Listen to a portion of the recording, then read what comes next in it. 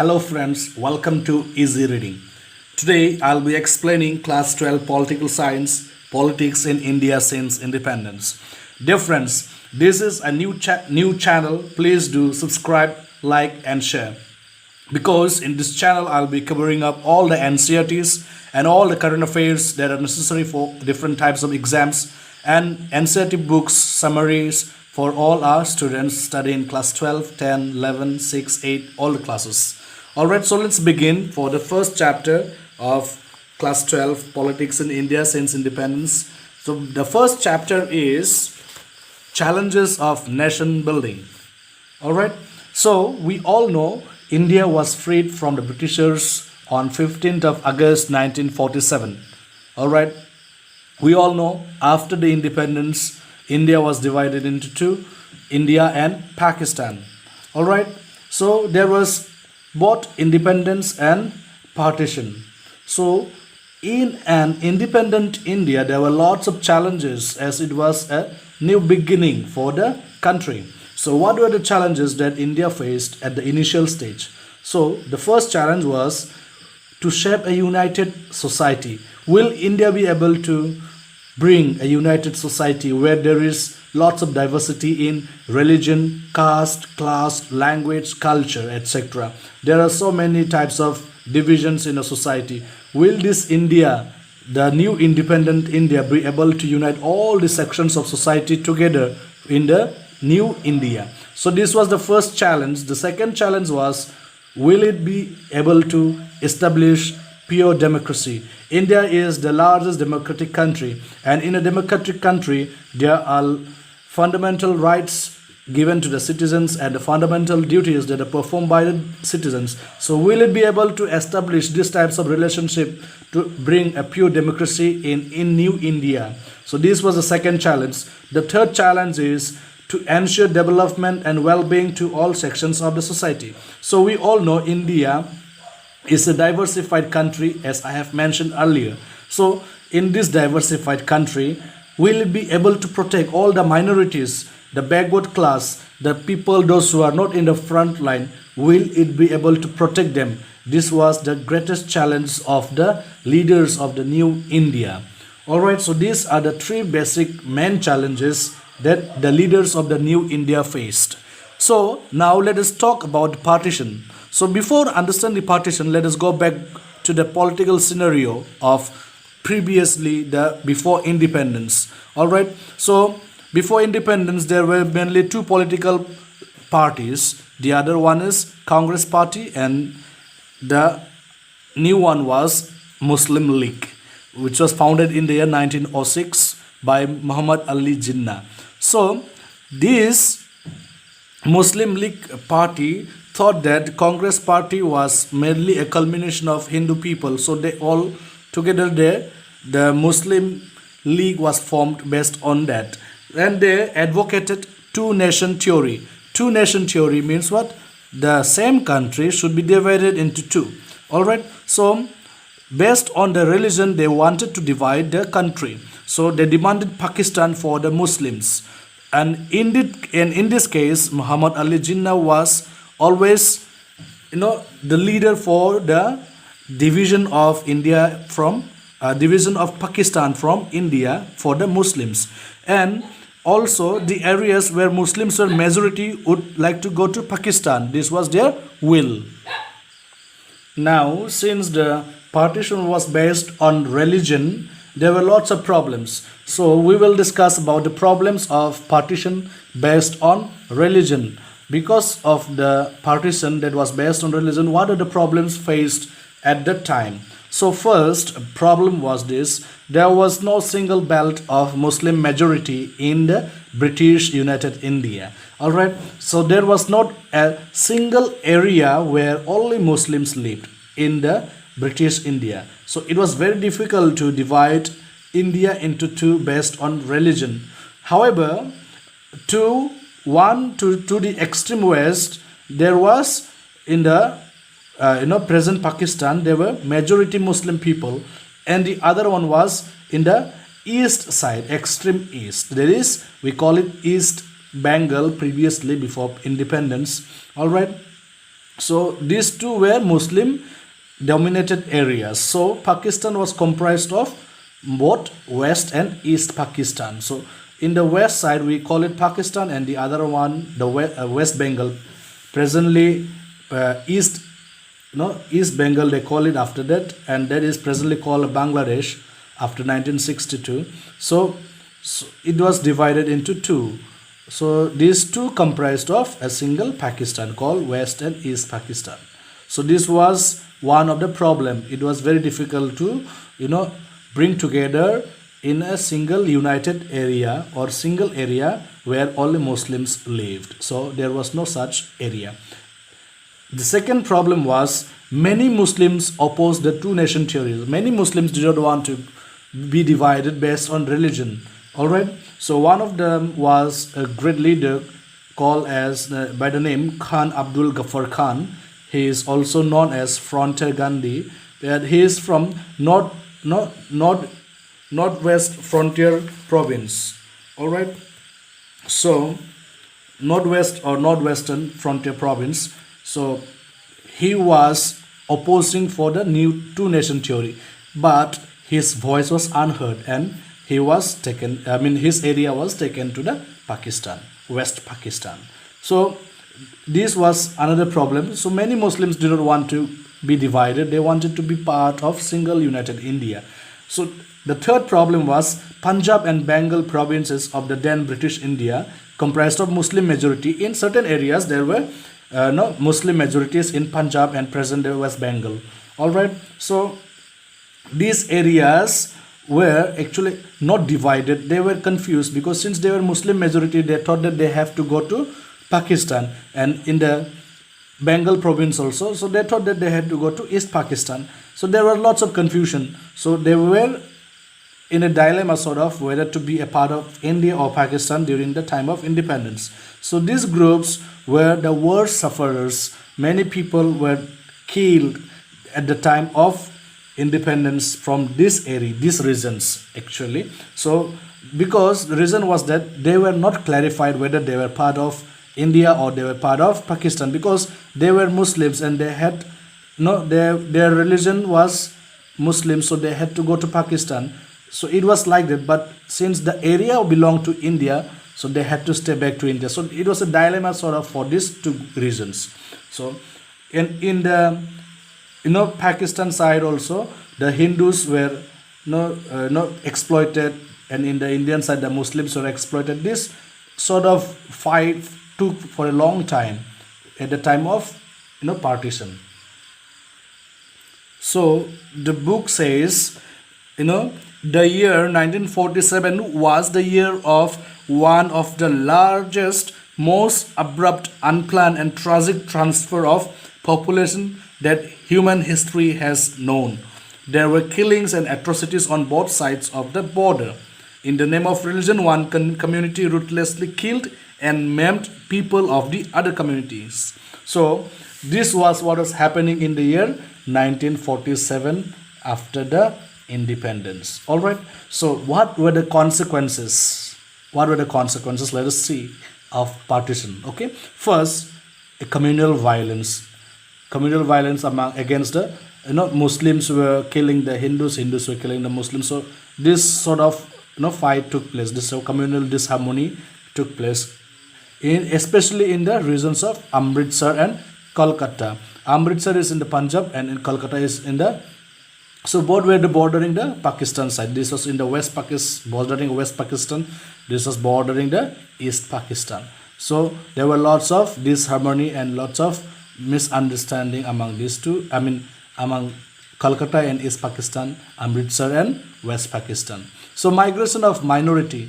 So in the Pakistan region, the Hindus were minority, and in the Indian region, the Muslims were minority. So lots of migration took place. So it is saying that nearly 80 lakhs population migrated. And how many people were killed? Nearly 5 to 10 lakhs people were killed. All right. And of these, women and children were the most. All right. So, and many people stayed back as refugees. They had nowhere to go. They were confused where to go, and or else they might not get chance to go, or they did not want to go. So these people stayed back as refugees. All right. So, and in the book, it is written that this partition was not just division of people, or it was not just division of assets, of goods, things, or area or region. It was a division of hearts.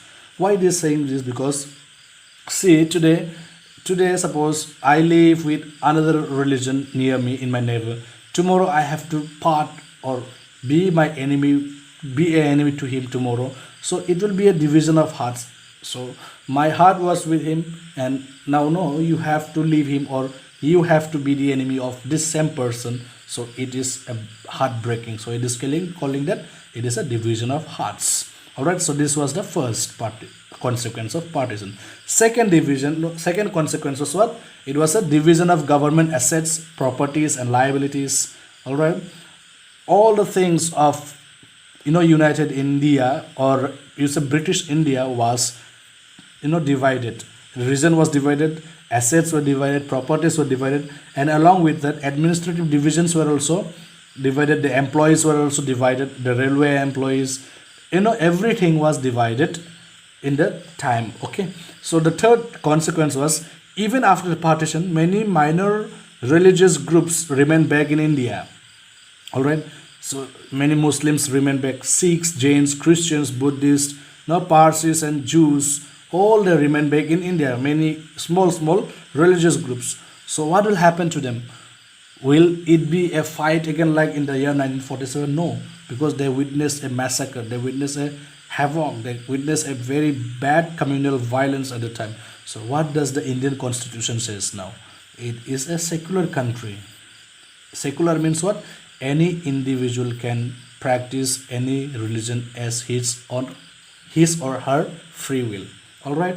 So, and in the Article 30 of the Indian Constitution, we see that the protection of the minorities, or the minor communities of India, like we have our right to preserve our culture, our language, by setting up institutions. All those things we can do. So this is Article number 30. The another one is that the government of India has also established a separate ministry for minorities. It is called Minority Affairs. Okay. So religion not the criteria for citizenship in India. So this is the end of here. It is saying that religion is not the criteria for citizenship in India. To be an Indian, we don't ask the religion, whether you're Christian, whether you're Hindus, whether you're Muslim. We don't ask this type of questions to be a citizen of India, because here India is a secular country. All right. Now let us come to the next topic, called the integration of princely states. All right. So what are princely states before this? Okay.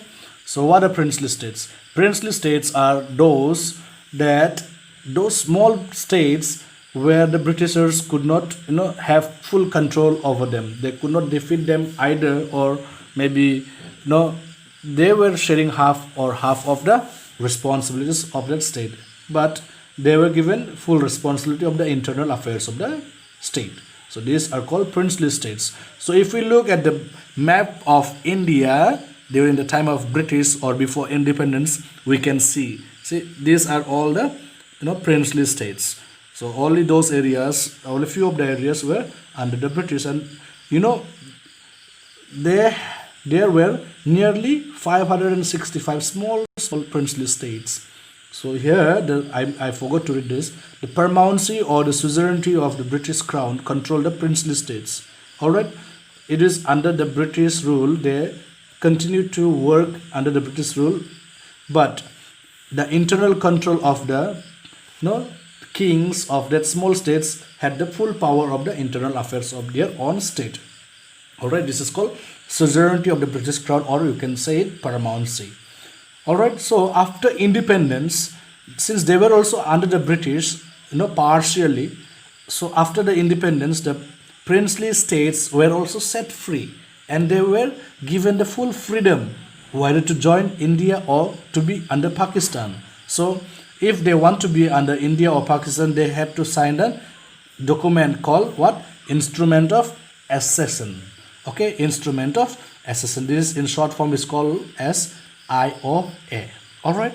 So this was to be signed by the ruler or the king of the princely state with the Indian or Pakistan government. All right. So there were many states that joined the Indian Union because most of the princely states were from India. All right. So they had to join because in the all area they were locked in the by the Indian state, so they had no other choice to be than to be the part of India. But there were many big princely states, those who were self-dependent. Alright, they wanted self-independence. They did not want to be a part of India. So what are the reasons for this? Alright, the reasons for unwillingness of integration of these princely states. What are the reasons? So maybe they were afraid of further bifurcation of new India. So they already have seen India was divided based on religion. They were divided. So they were afraid that it will be again bifurcated. India will be again into small pieces. They were thinking, that was their thinking. Second, since they were the only supreme leader of the state, they were afraid of losing their power or authority. All right.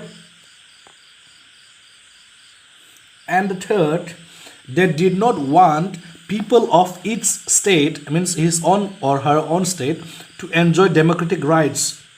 India was a democratic country and the citizens would be enjoying all the fundamental rights of the democracy. All right. So then this king did not want it to, this people or the ruler of the princely state did not want his people to enjoy these democratic rights, because once they enjoy these democratic rights, they become equal to the king. All right, and they will not be able to control the people over there. So these are the main three reasons why they did not want to be a part of new India. So the government had to look into the matter very seriously, because if one princely state does not be a part of the new India, there would be further bifurcation of the states. So there will be lots of for making the map also, there will be lots of difficulties, and the people would not be equal. So if one princely state will not be joining India, the other princely states also will not be joining. So it will not be successful to form a new united democratic India. So the government had to look into certain considerations. All right. So they took different ways of approach to make these princely states bring back into India. All right. So the government knew that the people of the princely states wanted to be a part of India and enjoy all the rights as democratic citizens. So the government of India knew that people would be willing to join independent democratic India. All right. But they cannot simply pull the people out of that state. All right. So the second thing that they did was, the government was ready to be flexible with the powers of the prince over their own state. We have read the reason why they did not want to join. One was they were afraid to lose their power, authority. All right. So the government was understanding this problem of the princes or the kings of that states, princely states. So they want people of that state to be part of India.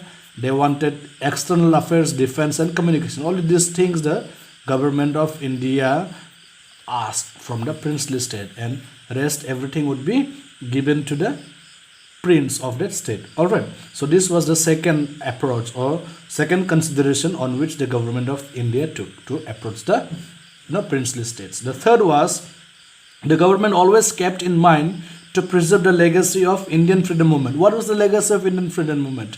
To keep India as a united democratic country. All right. So if these princely states do not become a part of India, it will be what? Fragmentation of the states. It will not be integration. It will be fragmentation of the states. So it will not be a united democratic country. All right. So this is the reason why they wanted to bring all the princely states into Indian Union. Okay. So before 15 August 1947, many small princely states already joined Indian Union. I have already mentioned it. How did they join? They joined through peaceful negotiation after signing this document called Instrument of Accession. All right. Okay. Then Sardar Patel, the then Deputy Prime Minister and the Home Minister of India, he wrote many letters. He wrote letters to the princely states, asking them. If we read the letter, he says, that we are at a momentous state in the history of India. I will read the entire letter. By common endeavor, we can raise the state to new greatness, while lack of unity will expose us to unexpected calamities. I hope the Indian states will realize fully that if we do not cooperate and work together in the general interest, anarchy and chaos will overwhelm us all, great and small, and lead us to total ruin. So he is saying that if we do not be united, we will be falling in what danger? There will be fragmentation of the states, and we will be in ruin. All right. So it will not be a united democratic country. All right. So Sardar Vallabhbhai Patel, the then Home Minister of India, approached all the princely states. He was the man behind the uniting the princely states. All right. So he is called the Iron Man of India. And now there's a statue of unity also, in honor of Sardar Patel. The government of India has installed the statue of unity. Okay, so it was because of this reason, to show he had a very unifying heart to bring all the princely states into Indian Union. So his efforts was worth mentioning here. However, princely states, namely few princely states like Junagadh, Hyderabad, Kashmir and Manipur, refused to join Indian Union because they were rich, powerful and had large empire. They knew that their own people would be supporting them, and they were very powerful, they were very rich. Hyderabad's Nizam was one of the richest person in the world at that time. Okay, so they will obviously be very arrogant or very adamant to join the Indian Union. Okay, why should they lose their power? All those things were running in their mind, so they did not want to join the new independent India. However, after the hard effort of the Sardar Patel and the government of India, the integration took place slowly. I mean, all the princely states joined India. All right, we will see one by one.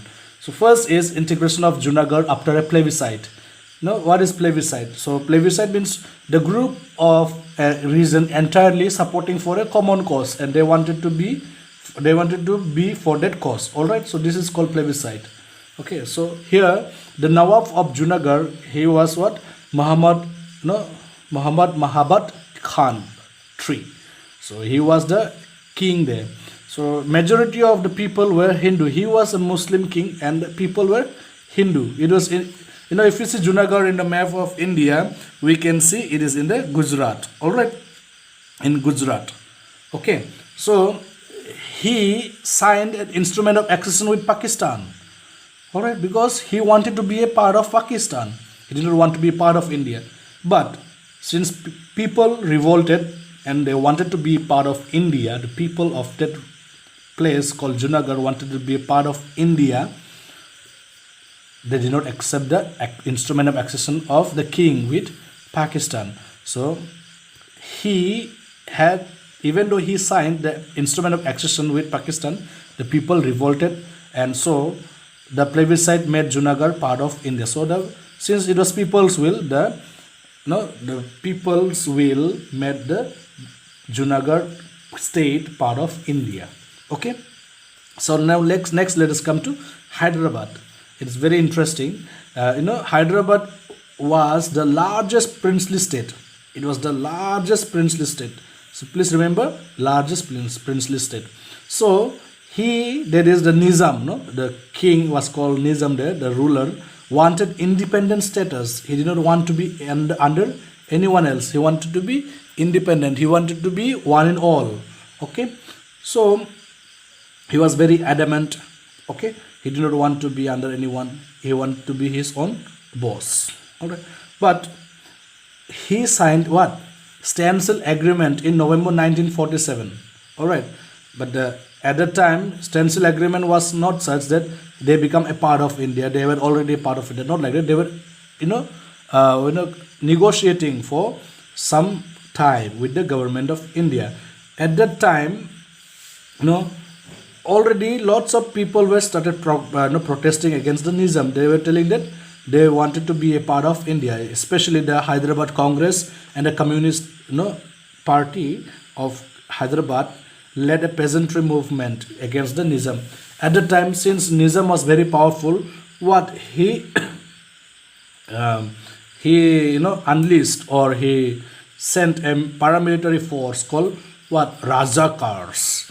All right, Rajakars, like we have a regiment, like that only they have a group called Rajakars. They were called Rajakars. So they were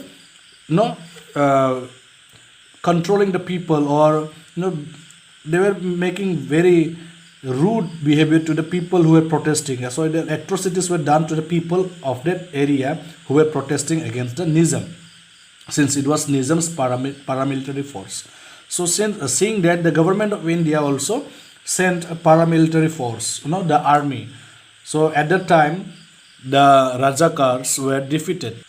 Since the Rajakars were defeated by the Indian army, Nizam had no other choice than to surrender to what? Indian government.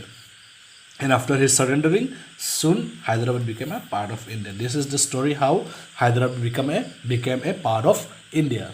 Alright. So friends, let us come to the third one. That is integration of Manipur. Manipur was also a princely state. Alright. It was not under the British directly like Assam was. So after independence, Bodha Chandra Singha, the king of Manipur, okay, he signed the instrument of accession. Alright. He signed the instrument of accession. So the internal authority was under the king. The king had the full power inside the country. I mean, inside his own state. All right. So he wanted to be a part of India, and so he signed this. And the external affairs were controlled by the government of India. All those things were already discussed by them in the instrument of accession, the memorandum, you can say it. All right. So in June, so the king could do whatever he wanted in the country inside. So in June 1948, he conducted election.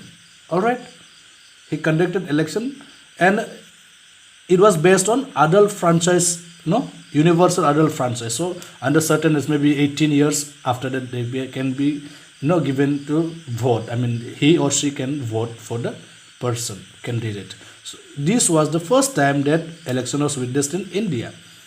Okay. But we know, general election of Lok Sabha it was held actually in 1952. This was the first general election, but as an election, it was in Manipur in 1948. All right. So after the election, MLAs come to the assembly. All right. So at that time, controversies were started amongst the members of the legislative assembly of Manipur. So some people, MLAs wanted to be part of India. Some did not want to be a part of India. All right. So government of India did what? The government of India persuaded the king. What you say? They secretly called the king, and they signed an agreement in the year 1949 in September, and that agreement was called what? Merger agreement. It was the merge of Manipur with India, and after that, all right, the state Manipur, princely state Manipur, became a part of India. However, this merger agreement was a secretly signed agreement. Many of the MLAs did not know. All right, did not know. So because of this, the problem in Manipur is still existing. All right. So it was a force, or the king had betrayed the people or sort of something like that. So the people of Manipur are still, lots of controversy for this reason in Manipur. All right, so the king, he signed the merger agreement because what, he could have lots of money, like he had 3 lakhs at the time, he was granted 3 lakhs. All right, and his private property was also with him only, it was not taken by the government of India. 3 lakhs amount of sum at that time in 1949 is a big amount. All right, so and he was granted all this thing as a private purse. So you may ask me, what is private purse? All right, so private purse means it is the allowance for the royal families or of the princely state by the government of India. Annually they give every year. All right, so after, in even Hyderabad, they also, Hyderabad's Nizam received what, 42 lakhs 85,714 rupees at that time, when he became a part of, when Hyderabad was given as the part of India. All right, so this was the reason why they did not want to, why they wanted to become a part of India. Sorry, yes, and all the 565 princely steps received private purse. All right, but this private purse is actually stopped by the government of India in the year 1971. It is called after the 26th amendment of the Indian Constitution. All right, remember this, after 26th amendment of Indian Constitution, the private purse was abolished in India. All right. So now all the princely states were part of India. All right. Now the internal boundaries of India was a problem. So we need to now read the reorganization of the states. All right. The boundaries of the states were given or made by the government of India. All right. So during national movement, we all know it was decided that the states should be recognized on the basis of language. All right, on the basis of language. So, but this is not possible, as we know. We have so many languages, and this will actually further bring disintegration of the states. All right, but at that time only already protests began. Okay, so already disintegration of the states already witnessed. Protests at that time already began in all Madras province. All right, they were demanding the bifurcation of Tamil speaking areas, and it was in the year 1952. So there are lots of problem it is going to be arose. We know, the government of India already knew that there will be a lot of problems amongst the, people of different languages. They all will be asking for separate state. So the government of India appointed, okay, this GOI means government of India appointed State Reorganization Commission in 1953.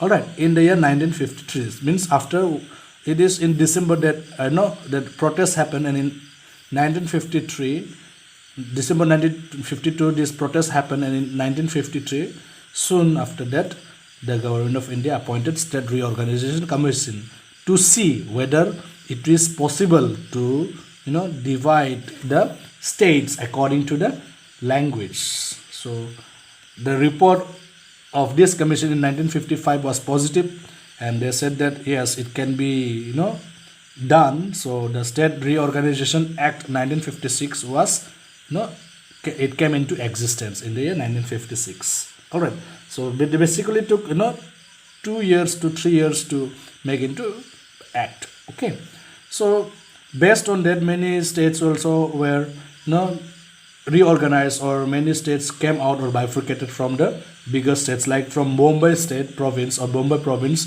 Gujarat state came out, and Maharashtra, like Gujarati speaking and Marathi speaking. It was in the year 1961 May. All right, from Punjab, Haryana, okay, Himachal, Punjabi speaking people stayed there, Hindi speaking people came beside Haryana and Himachal. And from Assam province, many states were bifurcated, like separated, like Nagaland in the year 1963, Meghalaya 1972, Mizoram in the year 1972 was a union territory, but in 1986 it got its full statehood. All right, and in Arunachal Pradesh, previously known as Northeast Frontier Agency, was also a union territory in the year 1972, but in the year 1987 it got into full state. Even till now, lots of states are having this bifurcation for based on language. All right, but as of now, language is not the only sole reason for the disintegration from one state. The culture, the language, social background, all those things, economy, all those things are part of the. These things are to be seen as a whole for the separate state as of now. All right. So we know that now the linguistic states showed the acceptance of the principle of diversity in democracy. So because of this, these linguistic states showed that the democracy or diversity in democracy is accepted. All right. So based on language only, many of the states were also established. Okay. So if we talk about Indian democracy, it is not only democracy, it is a diversified democracy. So if it is a diversified democracy, the diversified of language is actually presented here. All right. So we can say India is a place or is a country where all different types of diversity is respected in India. It is a unity in diversity. So thank you, friends. This was the short explanation of this chapter. Hope you all liked it, and if you liked it, please press the like button and share it and subscribe it for more videos. Thank you.